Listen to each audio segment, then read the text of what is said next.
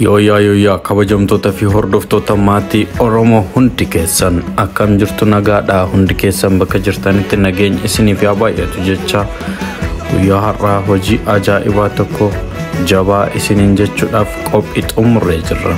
Kunis weellisaa gameessa fi dinqii ta'e aartii Oromoo keessatti gumaacha guddaa kan kenne Sisaay Tufaa Ushurururu filatamtuu koo amma immoo hojii sadaffaa isaatiin sanyii abiddaa jedhu qabatee isin biratti hojii abidda ta'e dhiyeessuudhaaf qophii xumureera isiniin jedha. Abbaa Daalee poostara haaraa kana qabatee as ba'uudhaan torbee kana keessa hojiiwwan baay'ee dinqisiifattoota hedduu horate ta'uusaa ni beekama. Sisaay Tufaa jabaa YouTube channel Barrikoom irratti akka gadhiifamu oduuwwan hedduun ba'anii jiru. Marree dinqisiifattoonni fi jaalattoonni Sisaay Tufaa hundi keessan Tora YouTube channel irra seenuudhaan view bareedaa akka argatuuf share copy link gochuudhaaf qophii akka eegaltan isiniin jenna.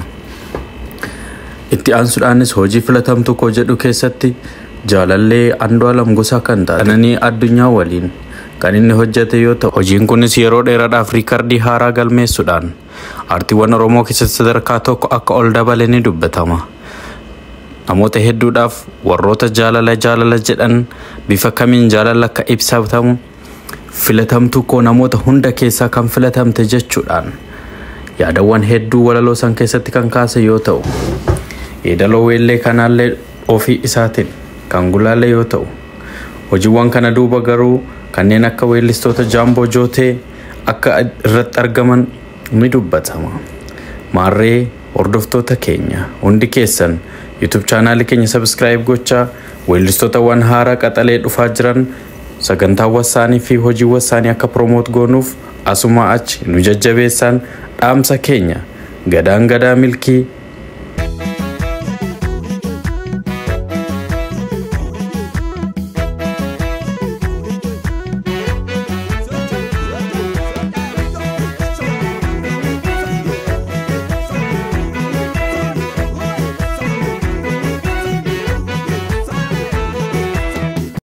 Yoo kabajamtoota fi hordoftoota maatii Oromoo hundi keessan akkam jirtu nagaadhaa hundi keessan bakka jirtanitti nageenya isiniif yaa baay'atu jecha guyyaa har'aa hojii ajaa'ibaa tokko jabaa isiniin jechuudhaaf qophii xumurree jirra.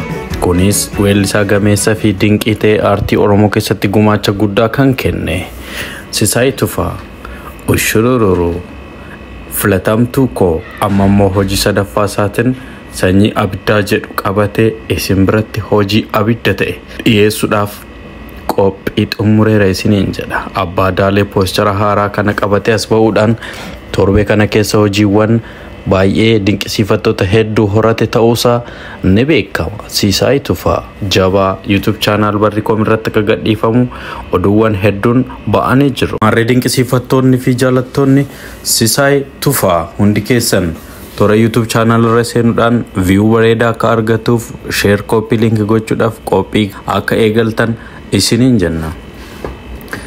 Itti aansuudhaanis hojii filatamtuu koo jedhu keessatti Jaalallee Andu'aalam Gosaa kan taate Qananii Addunyaa waliin kan inni hojjete yoo ta'u, hojiin kunis yeroo dheeraadhaaf riikardii haaraa galmeessuudhaan aartiiwwan Oromoo keessatti sadarkaa tokko akka ol dabale ni dubbatama.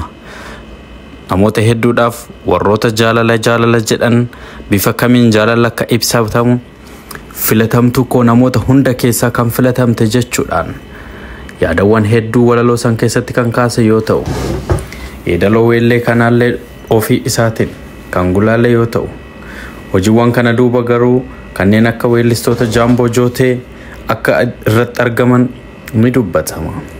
Maarree hordoftoota keenya hundi keessan YouTube channel keenya subscribe gochaa weellistoota waan haaraa qaxalee dhufaa jiran sagantaawwan isaanii fi hojiiwwan isaanii akka promote goonuuf asuma achi nu jajjabeessan dhaamsa keenya gadaan gadaa milkii.